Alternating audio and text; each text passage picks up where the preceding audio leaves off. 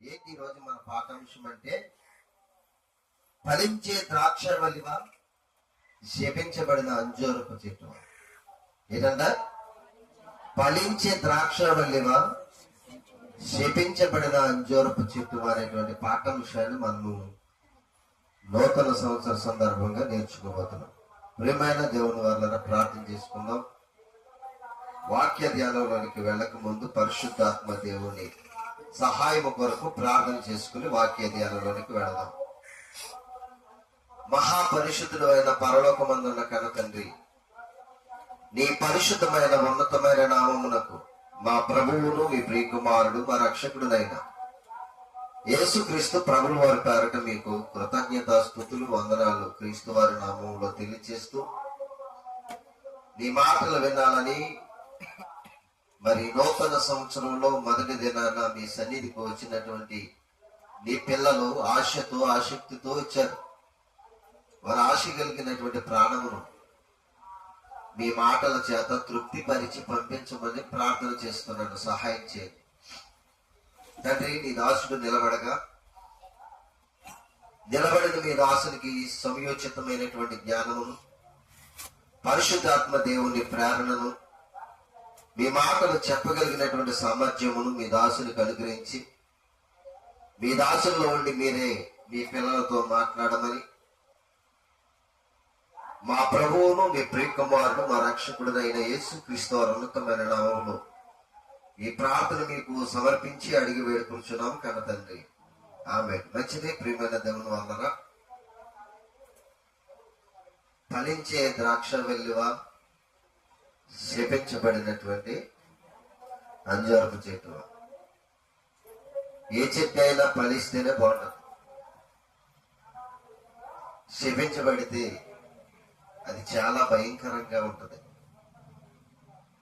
దేవుడు తన లేఖనాల్లో ఏం చెప్పాడో, పరిశుద్ధాత్మ ప్రేరణ చేత యేసుక్రీస్తు వారు కూడా భూమి మీద తను బ్రతికిన దినాలలో తండ్రి గురించి తన గురించి ఒక మాట చెప్పుకుంటూ ఉంటాడు యేసుక్రీస్తు వారు. ఒక మాటని ఈ యొక్క మధ్యాహ్న కాల సమయంలో దాన్ని జ్ఞాపకం చేసుకుందాం. యోహాను గారు రాసినటువంటి సువార్త 15వ అధ్యాయంలో యేసుక్రీస్తు వారు తండ్రి గురించి, తను గురించి, భూమి మీద ఉన్న మనుషుల గురించి ఒక ప్రత్యేకమైనటువంటి మాటను అక్కడ మన గురించి చెప్తూ ఉంటాడు. చదువుదామా మాట. 15వ అధ్యాయము మొదటి నుండి కొన్ని మాటలు మనం చదువుకున్న ప్రియమైన దేవుని వల్ల. నేను నిజమైన ద్రాక్షవల్లిని, నా తండ్రి వ్యవసాయకుడు. నాలో ఫలింపని ప్రతి తీగను ఆయన ఏం చేస్తాడంట? తీసి పారవేస్తాడంట. తోట వేసుకున్నవాడు ఎప్పుడు కూడా ఏం చేయాలని చూస్తాడంటే ఫలించాలని చూస్తాడు. తోట ఫలించకపోతే తోట యజమానికి ఏమనిపిస్తుంది అంటే దీన్ని తీసి పారేయాలనిపిస్తుంది. ఎందుకంటే ఆ మొక్క నాటినది మొదలుకొని అది ఎదిగి పూత పూసి ఫలించాలనేటువంటి తపనతో ప్రతి యజమాని కూడా ఎదురు చూస్తూ ఉంటాడు. అలాగే యేసుక్రీస్తు వారి ద్వారా తండ్రి అనే దేవుడు యేసుక్రీస్తు వారి ద్వారా ఏమని పలికించాడంటే, నా తండ్రి వ్యవసాయకుడు, నేను నిజమైన ద్రాక్షవల్లి. నాలో ఫలింపని ప్రతి తీగను కూడా ఆయన ఏం చేస్తాడు అంటున్నాడు? తీసి పారేస్తాడంట. బయట తీసి పారేస్తాడంటే ఇంకా నో డౌట్. అందుకనే మనము ఫలించాలంటే ఏం చేయాలి? అసలు ఫలించాలంటే ఏం చేయాలి? ఎలా ఫలించాలి? ఫలింపుకున్నటువంటి నిదర్శనం ఏంటి అసలు అన్నది కొన్ని నిమిషాలు మనం ఆలోచించగలిగినట్లయితే 8వ వచనంలో చెప్తాడు. చూడండి, అక్కడ 8వ వచనంలో ఏమంటున్నాడు చూడండి. యోహాను సువార్త 15వ అధ్యాయము 8వ వచనంలో కూడా ఒక మంచి మాట చెప్తూ ఉంటాడు. మామూలుగా ఫలించటం వేరు, బహుగా ఫలించటం వేరు. ఇప్పుడు దేవుడు మనల్ని బహుగా ఫలించాలనుకుంటున్నాడా, ఫలించాలనుకుంటున్నాడు? బహుగా. ఇంతకీ మనలో ఫలించవలసింది ఏంటి అన్నది కొన్ని నిమిషాలు మనం ఆలోచన చేస్తే మనం ఏం ఫలించాలో, ఎలా ఫలించాలో మనకి దేవుడు చెబుతూ ఉంటాడు. ఎవరిని పోల్చాడు మనల్ని అంటే ద్రాక్షవల్లిని పోల్చాడు. ఎవరిని పోల్చాడు మనల్ని? ద్రాక్షవల్లిని పోల్చాడు. ద్రాక్ష తీగలు అంటే ఫలిస్తూ గెలలు వేస్తూ చాలా విస్తారమైనటువంటి పంట పండుతూ ఉంటుంది. ఈ పంటలో ఆ గెలలు వేస్తున్న సమయంలో యజమానికి చాలా సంతోషము, ఆనందం కలిగింది. ఏ తోట అయినా, ఏ చెట్టు అయినా పండిస్తేనే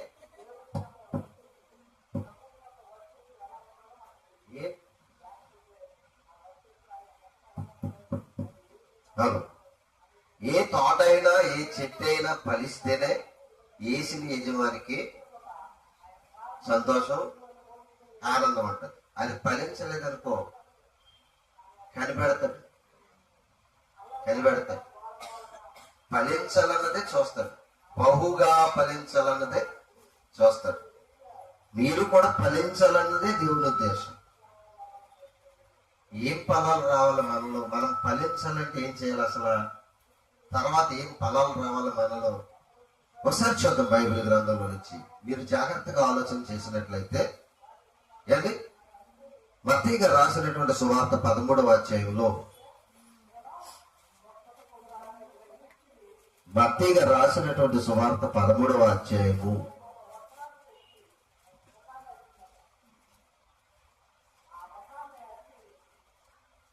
చూసారా? 13వ అధ్యాయము 23వ వచనంలో ఏమని రాయబడి ఉందో చూడండి ప్రియమైన దేవుని వల్ల. మంచి నేలను ఎత్తబడిన వాడు వాక్యమును విని గ్రహించేవాడు, అట్టివాడు సఫలులై ఒకడు 100 ఒకడు 60 ఒకడు 30 ఫలిస్తాడంట. ఎవడు ఫలిస్తాడు? ఫలించేవాడు ఎవడనంటే చెప్తున్నాడు ఇక్కడ. ఏమని చెప్తున్నాడు? వాక్యమును విని. అది చాలా మందిలో ఫలింపేందుకు వస్తలేదంటే వారిలో ఏమంటలేదు? వాక్యమును విని ఏం చేయటం లేదంట? గ్రహించటం లేదంట. ఒక చెట్టు ఫలించాలంటే దానికి కావలసినటువంటి ఎరువు వేయాలి, అప్పుడు అది ఫలిస్తుంది. మనిషి దేవుల్లో ఫలించాలంటే వాక్యమును వినడం కాదు, వాడు ఏం చేయాలంట? దానిని గ్రహించాలి. వాక్యమును విని గ్రహించువాడు ఏం చేయబడతాడంట? 100 60 30 ఫలిస్తాడు అంటున్నాడు. ఫలించాలంటే విని ఏం చేయాలంట? గ్రహించాలి. వాక్యమును విని గ్రహించువాడు ఫలిస్తాడు అంటున్నాడు. ఇంతకీ ఏం ఫలాలు ఫలించాలి? ద్రాక్ష చెట్టుకేమో ద్రాక్ష గెలలు వస్తాయి. యాపిల్ చెట్టుకి యాపిల్ కాయలే కాస్తాయి. మామిడి చెట్టుకి మామిడికాయలే కాస్తాయి. ఫలిస్తుంది. మరి మనలో ఏం ఫలించాలి? ఏం ఫలించాలని దేవుడు ఆశిస్తున్నాడు అసలు? ఇది నేర్చుకోవాలి. దేవుడు ఫలించాలి అని మనతో చెప్పాడు కదా. మనలో ఏం ఫలించాలి అసలు? మీరు బహుగా ఫలించడం వల్ల దేవుడికి సంతోషం అంటున్నాడు. మరి అందులో బహుగా ఫలించడం అనేటువంటిది ఎప్పుడు వస్తుందంటే వాక్యమును విని గ్రహించినప్పుడు మనం ఫలిస్తాము అని చెప్తున్నాడు. ఇది ఒక క్వశ్చన్ అయిపోయింది. ఇప్పుడు వాక్యమును విని గ్రహిస్తే ఫలిస్తాడు, మంచిది. ఏం ఫలించాలి? మనలో ఏం ఫలించాలి? మీకు చెప్పాలి కదా. మామిడి చెట్టుకి మామిడి పోస్తుంది, ఫలిస్తుంది. యాపిల్ చెట్టుకి యాపిల్ కాయలు ఫలిస్తాయి. ద్రాక్ష చెట్టుకి ద్రాక్ష పళ్ళు ఫలిస్తాయి, ఫలాలు వస్తాయి. మరి మనలో ఏం ఫలాలు కోరుకుంటున్నాడు దేవుడు? ఏం ఫలాలు ఫలించాలని మన గురించి దేవుడు ఫలించండి, మీరు బహుగా ఫలించడం వల్ల దేవుడు ఏం చేస్తాడంట, సంతోషించును అని రాయబడారు. ఏమనుంది? మరలా మాటలు చదువుకుందాం ఒకసారి. యోహాను సువార్త 15వ అధ్యాయము 8వ వచనానికి మరలా ఒకసారి వెళ్దాం. ఏమని రాయబడి ఉందో మనం ఒకసారి మాట చదువుకుందాం. ఏమని రాయబడి ఉంది అక్కడ? మీరు బహుగా ఫలించుట వలన మీ తండ్రి ఏం చెప్పడతాడంట అంటే, ఎవరు? దేవుడు. మీరు బహుగా ఫలించడం వల్ల మీ దేవుడు ఏం చేయబడతాడంట, మహిమపరచబడతాడు అంటున్నాడు. ఎందుకు మనము ఫలించవలసింది ఏంటి అన్నది క్వశ్చన్. ఏంటనంటే గలతీలకు రాసినటువంటి పత్రిక 5వ అధ్యాయం. త్వరగా ముగించేస్తాను, ఎందుకంటే సమయం చాలా అయిపోయింది కదా, ముగించేస్తాను. సమయం ఎక్కువేం తీసుకోండి, కానీ మరి ముగింపు చాలా త్వరగా చేయడానికి ఇష్టపడతాను. జాగ్రత్తగా మీరు వాక్యాన్ని వినాలని ప్రభు పేరట మీకు మనం చేస్తున్నాను. చూద్దామా? ఏం చెప్పాను? గలతీలకు రాసినటువంటి పత్రిక 5వ అధ్యాయం 22వ వచనంలో చెప్తున్నాడు. చూడండి. అయితే చూసారండి, ఆత్మ ఫలమేమనగా అంటే మీలో ఆత్మీయంగా ఫలించవలసింది ఏంటంటే చెప్తున్నాడు, లిస్ట్ చెప్తున్నాడు. మీరు దేవునిలో ఫలించాలని చెప్పాడు కదా. మీరు దేవునిలో ఫలించాలంటే వాక్యమును విని గ్రహించాలి, అప్పుడు ఫలిస్తారు. ఎంతగా మీలో ఫలించవలసిన ఫలాలు ఏంటంటే, మొదటిగా ప్రేమ ఫలించాలి. ఏ ప్రేమది? ఏ ప్రేమ ఫలించాలి? లోకములో ఉన్న ప్రేమ కాదు. ఏ ప్రేమ ఫలించాలి అని అంటే, దేవుని ప్రేమ ఫలించాలి మీలో. నీలో ఏ ప్రేమ ఫలించాలంట? దేవుని ప్రేమ ఫలించాలి. మనలో దేవుని ప్రేమ లేదు.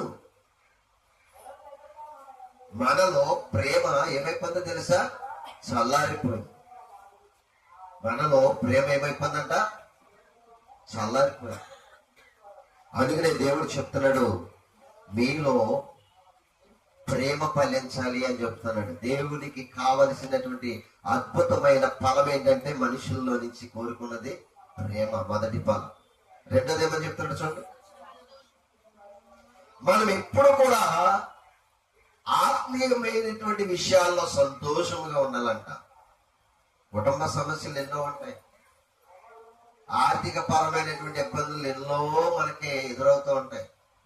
కానీ ఆత్మీయ జీవితంలో మనం ఎప్పుడు కూడా ఎలా ఉండాలంట? సంతోషంగా ఉండాలంట. మొదటిది ప్రేమలో ఫలించాలి, రెండవది సంతోషంలో ఫలించాలి, మూడవది ఏమని చెప్తున్నాడు?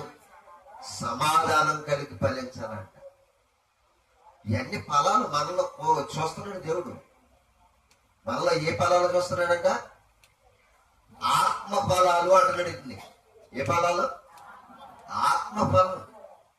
అంటే దేవుడు మీలో కోరుకునే ఫలాలు ఏంటంటే ఆత్మీయమైన ఫలాలు.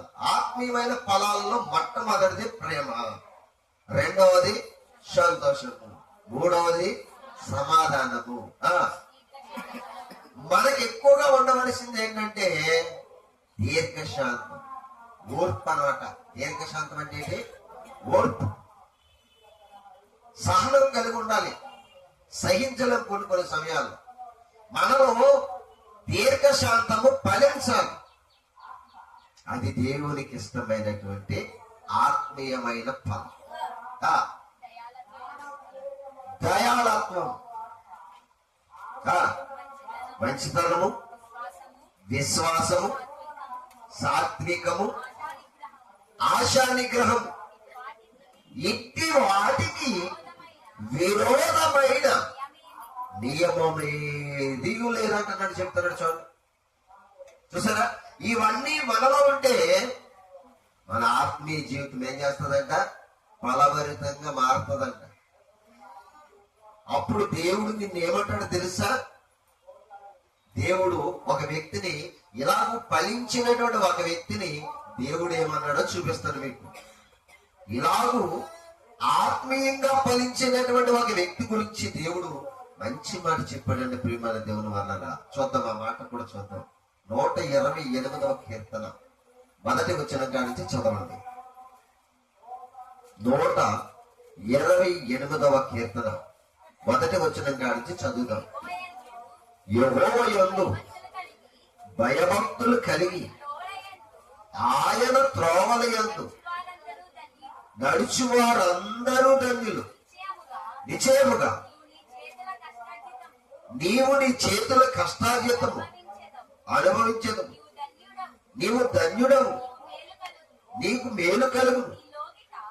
చెప్తున్నా చూడండి, నీ లోగిట నీ భార్య ఫలించు ద్రాక్షవల్లి వలె నుండును అంటారు. చూసారండి, ఎలా ఉండదంటే భార్య ఫలించు ద్రాక్షవల్లి వలె ఉండును. ఎప్పుడు నువ్వు ఆత్మీయంగా ఫలిస్తే నీ కుటుంబం శారీరకంగా ఏం చేస్తుందంట? ఫలిస్తుందా? ద్రాక్షవల్లిని పొడుస్తున్నాడు మనల్ని. ద్రాక్ష చెట్లు పూత వేసినప్పుడు ఆ పూత వాసన కంటే నక్కలు చేరిపోతాయంట. ఎవరు చేస్తారు? నక్కలు చేస్తాయంట. దాని గురించి ఒక టాపిక్ మాట్లాడు. ఏంటా టాపిక్ అంటే విశ్వాసం గల కుక్కవ తోటన చేరుకున్న నక్కవ అనేటువంటి టాపిక్ మాట్లాడు. అది యూట్యూబ్ లో ఉండదు, చూడండి. కావాలి యూట్యూబ్ లో నేను మాట్లాడిన ప్రసంగం ఏంటంటే విశ్వాసము గల కుక్కవ తోటను చెరిపే నక్కవ అనేటువంటి టాపిక్ లో ఉండదు అన్నమాట. ద్రాక్ష చెట్లు పూత పూసినప్పుడు అంటే ఆ స్మెల్కి నక్కలు చేరి ద్రాక్ష చెట్లను ఏం చేస్తాయంట? చెరుపుతూ ఉంటాయంట, చెరుపుతుంటాయంట. అందుకనే దేవుడు చెప్తున్నాడు, మనము ఆత్మీయంగా ఏం చేయాలంటున్నాడు? ఫలించాలి. ఆత్మీయంగా ఫలించాలంటే విన్న వాక్యాన్ని ఏం చేయాలి? ఏం చేయాలని చెప్పాడు? గ్రహించాలి కదండి. ఇక్కడ చెప్పాం, ఒక చెట్టు ఫలించటం లేదంటే ఆ చెట్టుకి యజమాని ఏం చేస్తాడంటే చుట్టూ తవ్వుతాడు. తవ్విన తర్వాత ఎరువేస్తాడు. ఎరువేసిన తర్వాత నీరు పెడతాడు.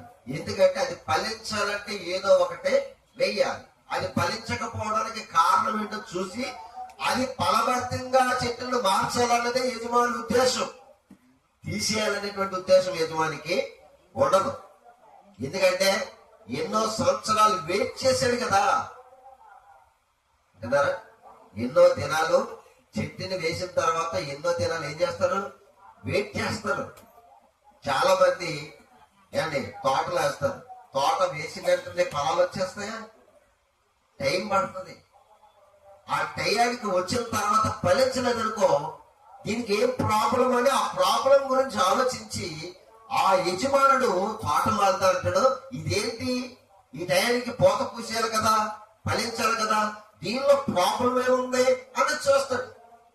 ఆ ప్రాబ్లాన్ని చూసి ఆ చెట్టును ఫలభరితంగా మార్చడం కొరకు ఏం చేస్తాడంటే చుట్టూ తవ్వుతాడు, ఎరువేస్తాడు, ఇంకా నీరు పెడతాడు. ఇన్ని చేసినా ఫలించలేదనుకో, అప్పుడు తీసుకుంటాడు లాస్ట్ అండ్ ఫైనల్ డిసిజన్. ఏంటది? పల్లింపని ప్రతి తీగను ఆయన ఏం చేస్తాడంట? తీసి బయట పారేస్తాడంట. మీరు ఇదే చదువుకున్నారు వాక్యంలో, మీకు చూపించాను. ఇప్పుడు మన పాఠాంశం ఏంటి? ఫలించే ద్రాక్షవల్లివా, శపించబడిన అంజూరపు చెట్టువా. ద్రాక్షవల్లి ఫలిస్తే దేవుడు సంతోషిస్తాడు. కానీ ద్రాక్ష తోటలో ఒక చెట్టు ఉందంటండి, దాన్ని అంజూరపు చెట్టు అన్నాడు. యేసు ప్రభు వారు ఎన్నో దినాలు అంజూరపు చెట్టుని చూశాడంట. చాలా మందికి బైబిల్ అర్థం కాక మొదటి శతాబ్దంలో ఏమన్నారంటే ఆయన ఒక అంజూరపు చెట్టు దగ్గరికి వెళ్ళాడు. చూద్దాం, ఆ మాటలు కూడా చూద్దాం. ఇంకా 2 మాటలు చెప్తున్నాను, ముగించేస్తాను. జాగ్రత్తగా చదువుకుందాం ఆ మాట కూడా. మత్తయి గారు రాసినటువంటి సువార్త 21వ అధ్యాయము 18 నుంచి 20 వచ్చిన వరకు మనం చదువుకుందాం. ఏమని రాయబడి ఉందో చూద్దాం మనం అక్కడ. గట్టిగా చదవండి. ఉదయమందు పట్టణమునకు మరలా వెళ్ళుచుండగా ఆయన ఆకలి గునెను. అప్పుడు త్రోవ పక్కను ఉన్న యొక్క అంజూరపు చెట్టును చూచి దాని వద్దకు రాగా దాని అందు ఆకులు తప్ప మరేమీ కనబడలేదు కనుక దానిని చూచి ఇక మీదట ఎన్నటికి నీవు కాపు కాయకుందువుగాక చెప్పి చెప్పించేసాడు. తక్షణమే ఆ అంజూరపు చెట్టు ఎండిపోయిందంట. జాగ్రత్తగా వినాలి. ఇక చాలా యేసు ప్రభు వారికి ఆకలేసిందంట. ఉదయాన్నే ప్రయాణం చేసి వెళ్తున్నాడు. ఆయన కాలినడకన వెళ్ళాలి కదా, ఎంతో ప్రయాణము, సుదీర్ఘ ప్రయాణాలు చేసేవాడు ఆయన కాలినడక. ఆయనకి ఆకలేసిందంట. శరీరం కదా, శరీరానికి ఆకలేసినా ఉంటే ఏం చేయాలి? ఏమా తినేయాలి. తినకపోతే ఏమవుతుంది? నీరసం వచ్చి పడిపోతాం. ఇప్పుడు మరీని బలహీనతలు ఎక్కువైపోయి కదా మనుషుల్లో. ఏమైనా టయానికి తినకపోయినా, టయానికి టాబ్లెట్ వేసుకోకపోయినా మనకేమొచ్చేస్తుంది? నీరసం వచ్చేస్తుంది కదండి. యేసు ప్రభు వారికి కూడా ఆకలేసిన టైంలో అంజూరపు చెట్టు దగ్గరికి వెళ్ళాడు. అంజూరపు చెట్టు దగ్గరికి వెళ్తే అది కాయలేదంట. ఎంతకు ఇంకో విషయం చెప్తాను ఇక్కడ. చరిత్ర ఏంటంటే, ఎందుకు యేసు ప్రభు వారు ఆ అంజూరపు చెట్టు దగ్గరికి వెళ్ళేది ఫలాలు ఫలించే కాలంలో వెళ్ళాడంట. ఆ కాలంలో వెళ్ళాడంట. ఆ కాలపు కాయలు వేరు, కాలంలో కాసే కాయలు వేరేగా ఉంటాయి. ఇప్పుడు మామిడి చెట్లు యాసకాలంలో కాయలు కాస్తాయి, శీతాకాలంలో పోతేసి యాసవకాలంకి వచ్చేటప్పుడు కాయలు ఇచ్చేస్తూ ఉంటాయి. దాన్ని కాలాన్ని బట్టి కాస్తూ ఉంటది. మామిడి చెట్లు 2 రకాలు ఉన్నాయి. ఒకటి పునాది చెట్టు ఉంటది, కాలమందు కాస్తుంది, కాలం కాని కాలంలో కూడా కాస్తుంది. అంజూరపు చెట్టు దగ్గర ఉన్న లక్షణం ఏంటంటే, కాలములోనూ కాస్తుంది, కాలము కాని కాలంలో కూడా కాస్తుంది. ఇప్పుడు యేసు ప్రభు వారు ఏ కాలంలో వెళ్ళాడు అని అంటే, కాలము కాని కాలంలో వెళ్ళాడు. అది ఫలములు ఫలింపని కాలంలో వెళ్ళాడు అంజూరపు చెట్టు దగ్గరికి. ఎంతకీ వెళ్ళిన యేసు ప్రభు వారు వెంటనే ఆ చెట్టును చూసి ఆకలికి తీర్చుకోవడానికి పళ్ళు దొరకక వెంటనే శపించాడంట. ఇంకా నువ్వు కాయ గుందువుగా కానీ శపించేసాడంట. వెంటనే ఆ చెట్టు ఏమైపోయిందంటే ఎండిపోయిందంట. వెంటనే ఎండిపోయిందంట. ఎందుకే యేసు ప్రభు వారికి ఒక్కసారి చూసి అలా చేపించడం న్యాయమంటారా? ఎవరైనా తోటలోకి వెళ్ళి ఇదేంటో కాయలు కాయలేదని వెంటనే చెట్టు నరికేస్తారా? అసలు దాని ప్రాబ్లం ఏంటో తెలుసుకుంటారా? వెంటనే చెట్టు నరికేస్తారా? ప్రాబ్లం ఏంటో చూస్తారు. యేసు ప్రభు వారు చెప్పించడానికి తెంగరుడు కాదు. కాలములోనూ చూశాడు, అకాలములోనూ చూశాడు. ఈ చెట్టుని కాలములోనూ ఫలించలేదు, అకాలములో కూడా ఫలించలేదు. నీవు కాలములోను ఫలింపక అకాలములోను ఫలింపక ఇక నువ్వు ఉన్నది ఎందుకని వెంటనే శపించేశాడు. ఒక అద్భుతమైన మాట మీకు చెప్తాను. ఇప్పుడు ఇన్ని సంవత్సరాలు చూసిన దేవుడు నిన్ను ఆ సంవత్సరాలలో ఫలించలేదు, ఈ సంవత్సరం కూడా చూస్తాడు. ఈ సంవత్సరం కూడా ఫలించకపోతే నిన్ను కూడా ఏం చేస్తాడు తెలుసా? శపించేస్తాడు. అర్థమవుతున్న వాక్యం ఇలా ఉంటది. నిన్ను ఎన్నో సంవత్సరాలు బట్టి కనిపెడుతున్నాడు, నీ ఫలింపు కొరకు ఎదురు చూస్తున్నాడు.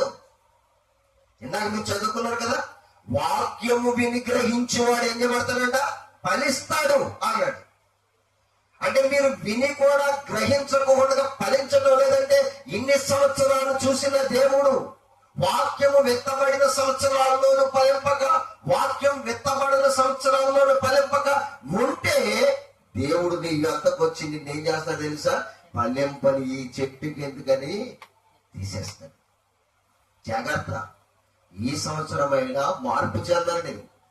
ఈ సంవత్సరమైనా దేవునిలో ఫలించడానికి ప్రయత్నం చేయండి. ఫలించకపోతే దేవుడు శపించేస్తాడు. ప్రియమైన దేవుడు, అంజూరపు చెట్టుని శపించిన దేవుడు నిన్ను శపించడం పెద్ద లెక్క కాదు. దేవునికి చూస్తున్నాడు. ఎందుకు చూస్తున్నాడో తెలుసా? వినాలి. నా వైపు చూసి వినాలి ఈ మాటలన్నీ కూడా. లూకా గారు రాసినటువంటి సువార్త 13వ అధ్యాయంలో చూడండి, అద్భుతమైన మాటలు మనకు కనిపిస్తూ ఉంటాయి. నేను రెండు రెఫరెన్సులు చెప్పి నేను ముగించేస్తాను. లూకా గారు రాసినటువంటి సువార్తలో చూద్దాం ఏంటి, 13వ అధ్యాయము 6 నుంచి 9 వరకు మనం చదువుకుందాం. ఏమని రాయబడింది చూడండి. మరియు ఆయన వారితో ఈ ఉపమానము చెప్పాను. ఒక మనుష్యుని ద్రాక్ష తోటలో అంజూరపు చెట్టు ఒకటి నాటబడి ఉండేది. చూసారండి, అతడు దాని పండ్లు వెనక వచ్చినప్పుడు దాంట్లో ఏమీ దొరకలేదంట. కనుక అతడు, ఇదిగో ఇక్కడ మీరు చూడండి ఆన్సర్ వస్తుంది. ఎన్ని సంవత్సరాల నుంచి దాన్ని కనిపెడుతున్నాడంట? 3 ఏండ్ల నుండి కనిపెడుతున్నాడంట. 3 ఏండ్ల నుండి కనిపెట్టిన ఆ చెట్టులో కాలమందు పరీక్షించాడు, అకాలమందు కూడా పరీక్షించాడు. కాలములోను ఫలించలేదు, అకాలంలో కూడా ఫలించలేదు. అందుకు యజమాని అంటున్నాడు, ఈ చెట్టు వల్ల ఈ భూమి ఎలాగూ వ్యర్థమైపోవాలని అంటున్నాడు. చెప్పండి, కింద వచ్చిన ఏమని రాయబడిందో చూడండి అక్కడ.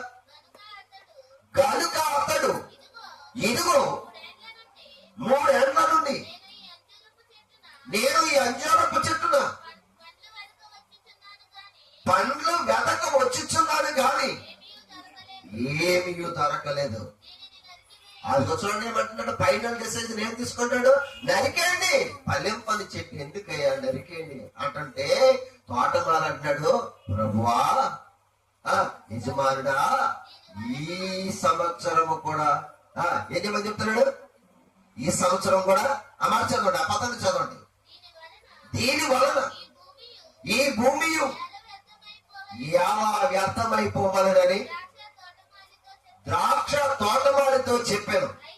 అయితే వాడు, అయ్యా దాని చుట్టూ త్రవ్వి ఎరువు వేయ మట్టుకు. అదనమాట, ఒక పాస్టర్ గారు వేడుకుంటే నువ్వు బ్రతికి పట్టగట్టి 2026 సంవత్సరంలోనికి ప్రవేశించావు. ఎందుకు? పాస్టర్ గారు అంటున్నాడు, అయ్యా ఈ సంవత్సరం కూడా నువ్వు చూడు, ఇంకా బాగా వాక్యం చెప్పి వారిని ఆత్మీయంగా ఫలింపజేయడానికి ప్రయాసపడతానని తోటమాలిగా సేవకుడు వేడుకుంటే 2026 సంవత్సరంలోకి నువ్వు ప్రవేశించావు. క్షమించాలంటే, లేపేయాలంటే దేవునికి క్షణం పట్టదు. ఎన్ని సంవత్సరాల నుంచి చూస్తున్నాడు నీలో ఫలింపు కోసం? సంవత్సరాల తరబడి ఆయన నిన్ను చూస్తున్నాడు. ఒక సంవత్సరంతో, ఒక గడియతో చెప్పించేసి మీరు పండే అని చెప్పేటువంటి బలహీనుడు కాదు దేవుడు. ఇక్కడ ఏమన్నాడు? 3 ఏండ్ల నుండి ఆ అంజూరపు చెట్టు దగ్గరికి వెళ్తున్నాడంట. ఏ కాలంలోనూ? కాలంలోను అకాలంలో కూడా వెళ్తున్నాడంట. చూడండి, ఇప్పుడు మంచి మాట చూపిస్తాను మీకు. మార్కు గారు రాసినటువంటి సువార్త 11వ అధ్యాయము 12-14 వచనాలు మనం చదువుకుందాం. మార్కు గారు రాసినటువంటి సువార్త 11వ అధ్యాయము 12 నుంచి 14 వచనం వరకు ఏమని రాయబడిందో చూడండి. మరునాడు వారు బేతనియ నుండి వెళ్ళుచుండగా ఆయన ఆకలిగొని ఆకులు గల ఒక అంజూరపు చెట్టును దూరము నుండి చూచాడంట. దాని మీద ఏమైనా దొరుకునేమో అని వచ్చాను. దాని వద్దకు వచ్చి చూడగా ఆకులు తప్ప ఏమీ కనబడలేదంట. ఎలాగనగా ఈ అంజూరపు, అది అంజూరపు పండ్లు కాలము కాదు. ఇప్పుడు వచ్చిన అవసరం ఏ కాలంలో కానప్పుడు వెళ్ళడినా, అంజూరపు పండ్లు కాలము కానప్పుడు వెళ్ళాడు చెట్టు దగ్గరికి. అంటే అంతకు ముందు కాసే కాలంలో కూడా వెళ్ళి చూశాడు. కాసే కాలములోనూ పండు దొరకలేదు. ఒకవేళ ఇది అకాలం మంది కాస్తుందేమో అని ఆ కాలంలో కాయలు కాలంలో కూడా వెళ్ళి చూశాడు.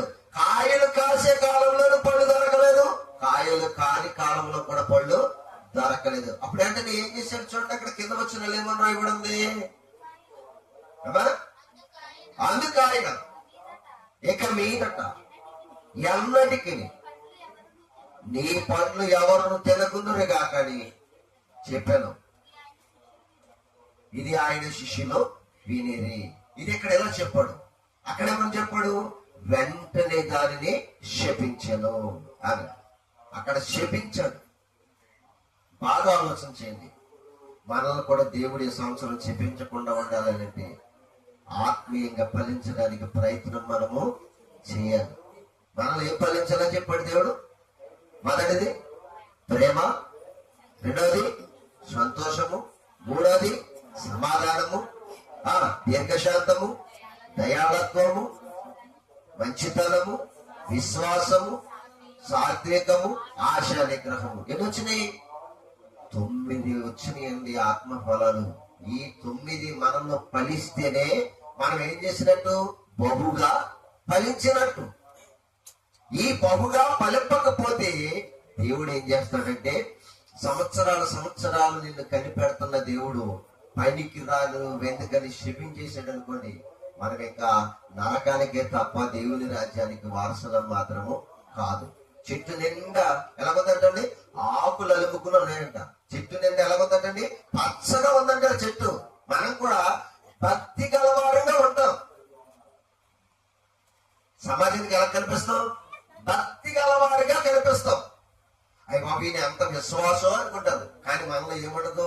భక్తి గలవారిగా కనుసూపుకి కనిపిస్తాం, కానీ మనలో విశ్వాసము ఉండదు, సమాధానము ఉండదు, మంచితనం ఉండదు, దయాళత్వం ఉండదు, ఆశా నిగ్రహం ఉండదు, ఇంకేముండదు? ఏంటి? సంతోషం ఉండదు, సమాధానం ఉండదు.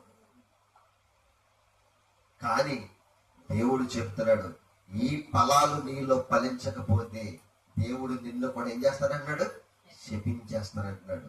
యేసుక్రీస్తు వారు చెప్పాడు, నేను నా తండ్రి వ్యవసాయంలో నిజమైన ద్రాక్షవల్లిని, మీరందరూ నాలో తీగులు, మీరు బహుగా ఫలించాలని దేవుడు ఎదురు చూస్తున్నాడు.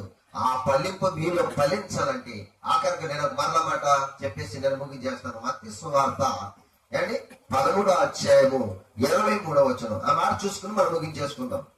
మత్తయి గారు రాసినటువంటి సువార్త 13వ అధ్యాయము 23వ వచనం చదువుకుని మనం ముగించేసుకుందాం. చూడండి, అక్కడ ఏమని రాయబడుతుందో, మంచి నేలను విత్తబడిన వాడు. చూసారండి, వాక్యమును విని గ్రహించువాడు. చూసారండి, వాక్యమును విని గ్రహించువాడు. అటు వాడు సఫలులై ఒకడు 100 ఒకడు 60 ఒకడు 30 ఫలించును అని ఉంది. అక్కడ ఫలించును అన్నాడు. ఒకడు ఫలించాలంటే వాళ్ళు ఏముండాలంట? వాక్యమును విని గ్రహించేవాడు అయి ఉండాలి అని చెప్తున్నాడు దేవుడు. మనం వింటాం కానీ ఏం చెయ్యం, అందుకే ఫలించటం లేదు. అమ్మా ఎంటదారా? మనం వింటాం కానీ ఏం చేయమంట? గ్రహించం. గ్రహింపు లేనోడు ఫలించలేడు. ఫలించాలంటే వాక్యాన్ని వినే దానిని గ్రహించాలి. ఇంకో విషయం ఏం చేయాలి తెలుసా? దాన్ని అంటండి అవలంబించాలంట. దాన్ని ఏం చేయాలంట? అవలంబించాలి. అవలంబించడం అంటే దానిని ప్రకారంగా బ్రతకాలని చెప్తున్నాడు దేవుడు. అలా బ్రతికితే మీరు కూడా ఆత్మీయంగా ఏం చేస్తారంట? ఫలభరితంగా మారుతారు. ఫలభరితంగా చెట్టు ఎప్పుడూ కూడా ఫలాలు ఇస్తూ ఉంటుంటే ఏ యజమాని కొట్టేయడానికి, చంపేయడానికి ఇష్టపడతాడు చెప్పండి? నరికేయడానికి ఇష్టపడతాడా? ఇష్టపడ్డావు. నీవు ఫలించినప్పుడు చెట్టును నరికేయాలని యజమానికి ఏమొస్తుందంట? ఆలోచన వస్తుంది. ఫలించిన చెట్టు ఎవరు నరికేస్తారు? ఎవరు నరకరు. నీవు ఈ సంవత్సరం మొదలుకొని దేవుని కొరకు ఫలించటం మొదలు పెడితే నీకు ఆయుష్ కాలానికి అంతు ఉండదంటే పిల్లరా. దేవుడు చెప్తున్నాడు, మీరు ఫలించటం నేర్చుకోండి, ఆత్మీయంగా ఫలించటం నేర్చుకోండి. ప్రేమ, సంతోషము, సమాధానము, వీటితో మీరు ఆత్మీయంగా ఫలించండి. మన పాయింట్ ఏంటంటే, ఇప్పుడు టాపిక్ ఏంటంటే ఫలించే ద్రాక్షవల్లివా, శపించబడిన అంజూరపు చెట్టువా. ఎలా ఉండాలి? ఇప్పుడు మనం ఫలించే ద్రాక్షవల్లిగా ఉందామా, శపించబడిన అంజూరపు చెట్టు లాగా ఉందామా? ఎలా ఉండాలి?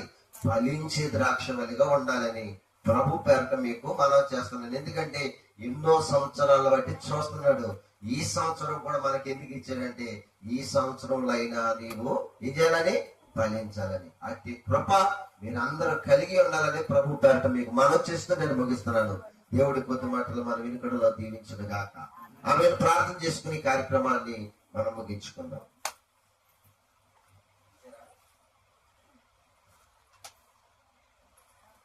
మరి చిన్న ప్రార్థన చేసుకుని మరి